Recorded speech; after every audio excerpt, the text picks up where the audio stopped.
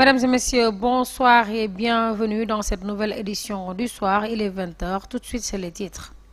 Au sommaire de cette édition, parlons de la présidentielle. Des organisations de la société civile évaluent le processus électoral. La mission d'observation électorale de la plateforme de la société civile composée de COSE, WANEP, Demain Sénégal, Aar Sunu Élection, Ëttu Jàmm Sénégal Vote a organisé une conférence de presse ce mardi dans un hôtel de la place. Dans une déclaration commune, elles ont magnifié la bonne tenue de l'élection. Après des félicitations, elles demandent au nouveau président d'engager des réformes institutionnelles basées sur les conclusions des assises nationales. Vous aurez les détails dans ce journal. Et puis, annoncé vainqueur de la présidentielle, Diomaye décline sa feuille de route. Le président nouvellement élu, Bassirou Diomaye Faye, en conférence de presse ce lundi, a décliné ce qui devait être les concours des grands axes de son action à la tête du pays, qui sont la réconciliation nationale, la reconstitution des bases de notre vivre ensemble, la refondation de nos institutions et l'allègement du coût de la vie. Vous ouvrez les détails dans le développement. Actualité internationale, le Conseil de sécurité de l'ONU opte pour une résolution pour un cessez-le-feu immédiat à Gaza. À New York, le Conseil de sécurité des Nations Unies a voté le lundi 25 mars à 14 voix en faveur d'un texte exigeant un cessez-le-feu immédiat à Gaza. Les États-Unis se sont cette fois-ci abstenus. Cette résolution demande aussi la libération des otages et réclame que des médecins et des humanitaires puissent les voir au plus vite. Nous y reviendrons en détail dans cette édition. C'était les titres. Dans un instant, le développement.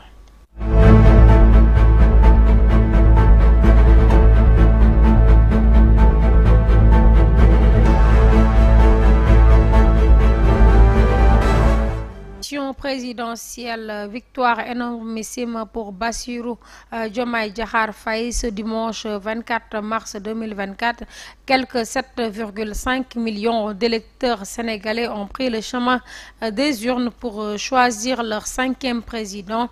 Le protégé d'Ousmane Sonko, le leader politique le plus populaire du pays, Bassirou Diomaye Faye est largement en tête selon les premières compilations des résultats partiels du scrutin présidentiel. Un récit de Ndella Ndiaye. Fait inédit autour d'un scrutin présidentiel tant attendu par les Sénégalais.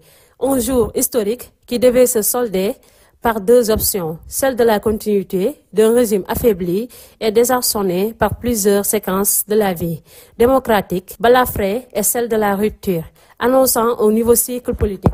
Une prouesse énormissime que vient de réaliser la coalition Diomaye Faye, la plus dynamique et la plus populaire du pays ces 3 dernières années. Fort taux de participation a été enregistré notamment chez les jeunes assoiffés de changer les choses. Même les rigueurs du Ramadan et du Carême n'ont pas empêché l'engouement du vote. Le protégé d'Ousmane Sonko est sous maintenant la lumière, le temps d'un scrutin après plusieurs mois passés en prison. Le candidat de la majorité présidentielle, Amadou Ba, contesté dans son propre camp et jeté en pâture par les faucons du palais présidentiel, a subi une raclée dans son bureau de vote, largement devancé par Diomaye Faye. La diaspora, le Proche et Moyen-Orient sont les premières à donner les résultats qui sont favorables aux candidats de Pastef. Suivent les résultats au niveau des bureaux de vote du Sénégal, où caracole le jeune opposant protégé d'Ousmane Sonko. La capitale dakaroise s'incline aussi sous boutoir de Diomaye Faye. Les scores sont juste énormissimes. De Dakar à Kédougou, en passant par les cités religieuses Touba, Tivaouane, le vent de changement devient irrésistible. Des villes stratégiques sont tombées dans l'escarcelle de Diomaye Faye. Résultat de la présidentielle, la classe politique félicite Bassirou Diomaye Faye. Les félicitations se succèdent pour le candidat Bassirou Diomaye Faye, vainqueur selon les premières tendances des résultats de l'élection présidentielle. Presque tous ses adversaires lui ont adressé des félicitations, y compris Amadou Ba, de même que le chef de l'État sortant Macky Sall. Fatoumata Sey pour plus de détails. Les populations se sont fortement mobilisées pour rappeler le haut niveau de citoyenneté des électeurs. Nos compatriotes ont conforté le statut de démocratie majeure de notre pays. Je réitère mes félicitations au président Diomaye Faye.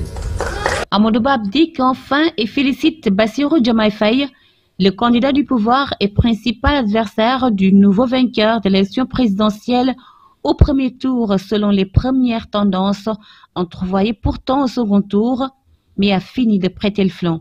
Je lui souhaite réussite et succès à la tête de notre pays. Puisse Dieu l'accompagner dans la réalisation de sa mission pour la grandeur de notre nation et le bien-être de nos populations.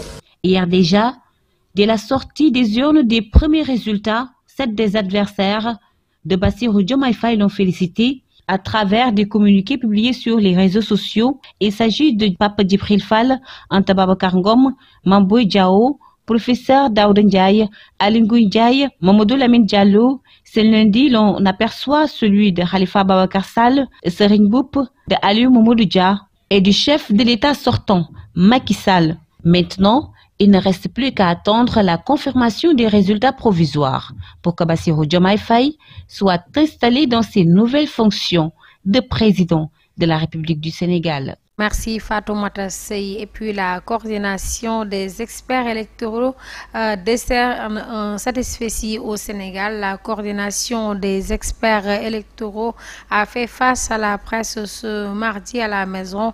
Ils ont apprécié le déroulement du scrutin qui, selon eux, n'a connu aucun incident majeur sur l'ensemble du territoire national. Ils ont tenu aussi à magnifier la posture de Macky Sall qui a organisé les élections libres et démocratiques pour sa succession. Les détails avec Ndella Ndiaye. Je dirais simplement et purement que le peuple sénégalais est un peuple vaillant, un peuple qui ne tombe pas. Parce que beaucoup de pays africains, certains occidentaux ont cru que le Sénégal a glissé et le Sénégal ne pourra pas se relever. Nous avons vu un peuple mature en politique, un peuple qui sait aussi se ressaisir, et c'est ce même peuple qui a surpris les Africains, la communauté internationale, en organisant l'élection, une élection inédite, dans de très bonnes conditions d'organisation. Je vais vous dire, moi-même, étant doyen, j'ai été surpris. J'ai été surpris. Regardez une preuve. L'encre là, elle est indélébile. Je me suis allé laver 2 jours, mais c'est resté. Le reste là, ça a été très bien fait. Les membres du bureau de vote ont fait le travail. La direction générale des élections a déployé le matériel électoral à temps et dans tous les bureaux de vote que nous avons donc visités. Ce que je peux encore ajouter, c'est que le président de la République, son excellent Macky Sall, a compris que le Sénégal est plus grand que tous les Sénégalais. Comme lui-même il a l'habitude de dire que sans le Sénégal, il n'y a pas de Sénégalais. Il s'est retiré et il a eu une position neutre et à la fin, sans que les résultats officiels ne tombent, lui, il a aussi félicité ce jeune vaillant, ce jeune Sénégalais. Et le candidat malheureux n'a pas attendu et lui-même a félicité. De même que la coordination des experts électoraux africains, les organisations de la société civile ont évalué également le processus, la mission d'observation de la plateforme de la société civile composée de COSE, WANEP, Demain Sénégal, Aar Sunu Élection, Ëttu Jàmm Sénégal Vote a organisé une conférence de presse ce mardi dans un hôtel de la place. Dans une déclaration commune, elles ont magnifié la bonne tenue de l'élection. Après des félicitations, elles demandent au nouveau président d'engager des réformes institutionnelles basées sur des conclusions des assises nationales. Mansour Diassé Serignan pour plus de détails. Les plateformes des organisations de la société civile adressent leurs vives félicitations au président élu, M. Bassirou Diomaye Diakhar Faye, et lui souhaite plein succès dans ses nouvelles fonctions. Elle l'exhorte à s'atteler à la sauvegarde de la démocratie et de l'état de droit, au renforcement de nos institutions, à la préservation de la paix, à la consolidation de l'esprit de dialogue et de solidarité, tout en lui rappelant son engagement de mettre en œuvre le pacte de bonne gouvernance qu'il a lui-même signé. Nous lui exhortons également à associer davantage la société civile dans les instances de prise de décision, à l'élaboration et la mise en œuvre des politiques publiques. Déclaration signée par les plateformes suivantes: Ëttu Jàmm, Aar Sunu Élection, Sursaut citoyen et Demain Sénégal, le collectif des organisations de la société civile pour les élections COSC, WANEP et Sénégal Vote. Voilà, je vous remercie. Puis présidentielle 2024, un faisceau de faits inédits. Bassirou Diomaye Faye a gagné les élections dès le premier tour, une première pour un opposant. Autre fait marquant et inédit, il est aussi le plus jeune des présidents du Sénégal avec 2 épouses. Le leader de la coalition Diomaye président a débuté la campagne électorale au lendemain de sa libération. Plus de détails avec Amsatou Gano. Ce scrutin présidentiel regorge décidément de faits inédits, qui a d'ailleurs fait la une des journaux, mais qui sera aussi inscrit dans les annales du Sénégal. Bassirou Diomaye Faye, le candidat de la coalition Diomaye Président, a créé la surprise. Il est venu largement en tête du scrutin présidentiel du dimanche 24 mars 2024. Ainsi, dès le 2 avril 2024, Bassirou Diomaye Faye sera le nouveau occupant du palais présidentiel. Son parcours en tant que candidat est rempli d'obstacles. Depuis qu'il est devenu le plan B de l'ex-Pastef, il a été d'abord interpellé et placé en garde à vue le 14 avril 2023 pour diffusion de fausses nouvelles, outrage à magistrat et diffamation envers un corps constitué, à la suite d'une publication d'un post sur les réseaux sociaux où il a critiqué le comportement de certains magistrats. Suite à cette arrestation, il a séjourné à la prison du Cap-Manuel jusqu'au 14 mars dernier avant de bénéficier de la loi d'amnistie. De l'ombre à la lumière, Bassirou Diomaye Faye, le plus jeune président du Sénégal, âgé de 44 ans, a entamé sa campagne électorale au lendemain de sa libération. Invraisemblable mais pourtant vrai, la campagne électorale de cette année a coïncidé avec le mois de Ramadan. Le secrétaire général du numéro 2 du parti Pastef, qui est devenu par la suite le candidat de substitution, n'avait que 13 jours au lieu de 21 jours pour battre la campagne électorale. Sa détermination a porté ses fruits, car il a remporté les élections dès le premier tour, en battant le candidat du pouvoir Amadou Ba une première fois dans l'histoire du Sénégal. La particularité de Bassirou Diomaye Faye réside aussi dans son statut matrimonial, qui n'échappe pas au regard curieux des Sénégalais. Le nouveau locataire du palais présidentiel est certes le plus jeune des présidents, mais il est le seul chef suprême avec 2 épouses.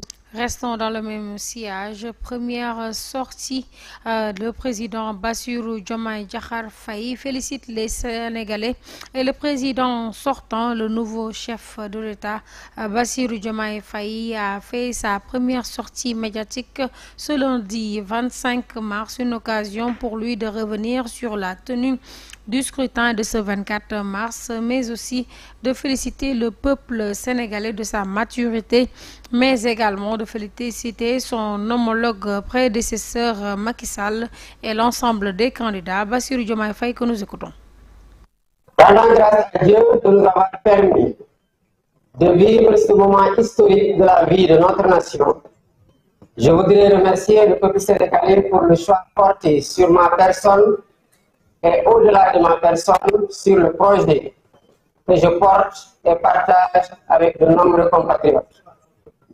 Je salue la posture des autres candidats qui, sans exception, ont honoré une tradition bien sénégalaise sans même attendre la proclamation des résultats officiels par les instances habilitées de l'État.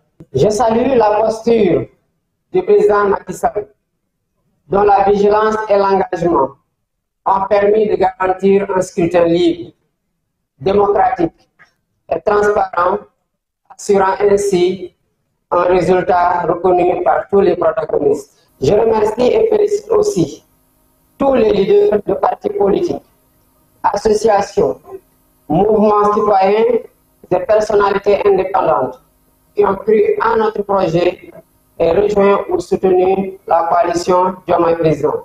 M'associant aux autres candidats, je voudrais féliciter les services de l'État qui ont assuré l'organisation matérielle de l'élection.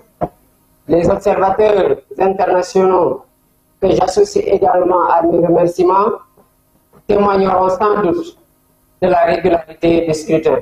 Je vous l'annonçais en titre, annoncé vainqueur de la présidentielle, Diomaye décline sa feuille de route. Le président nouvellement élu, Bassirou Diomaye Faye, en conférence de presse ce lundi soir, a décliné ce qui devait être les contours des grands axes de son action à la tête du pays, qui sont la réconciliation nationale, la reconstitution des bases de notre vivre ensemble, la refondation de nos institutions et l'allègement du coût de la vie. Reportage Mansour Diassé. Le 5e président de l'histoire du pays, Bassirou Diomaye Faye, dont la victoire au premier tour dimanche 24 mars ne fait plus de doute, a pris la parole ce lundi soir après avoir reçu les félicitations de Macky Sall et les autres candidats, dont son principal challenger Amadou Ba. Le vainqueur annoncé de la présidentielle s'est félicité du bon déroulement du scrutin et la maturité du peuple sénégalais. La tenue de l'élection présidentielle que nous venons de vivre consacre avant tout la victoire du peuple sénégalais dans le combat engagé pour la défense de sa souveraineté et des valeurs démocratiques. Cette victoire est donc celle de toutes les Sénégalaises et de tous les Sénégalais d'ici et de la diaspora.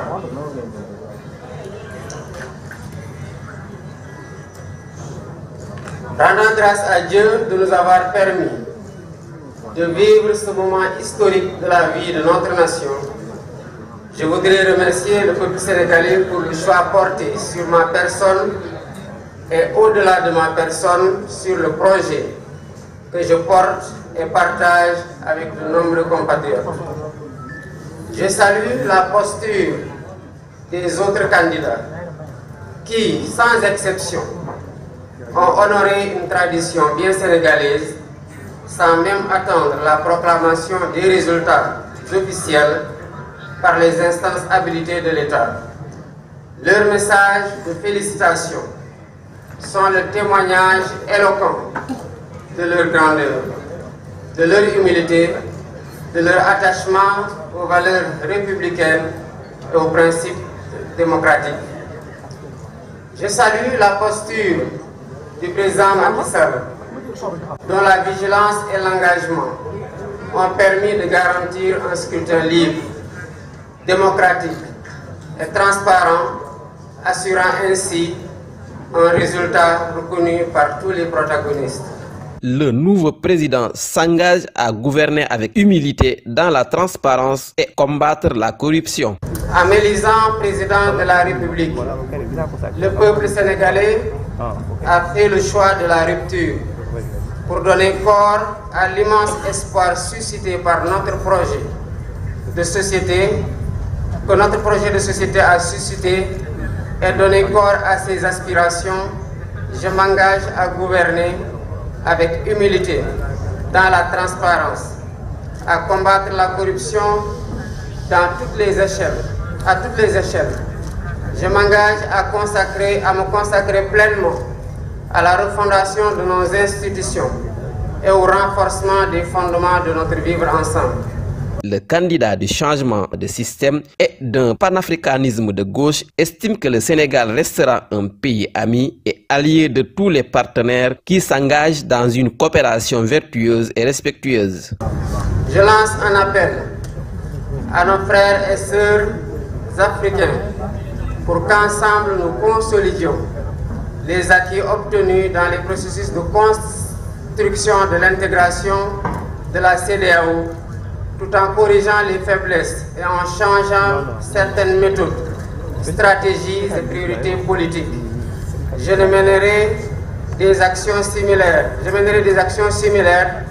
avec la même abnégation pour l'unité et l'intégration politique et économique du continent.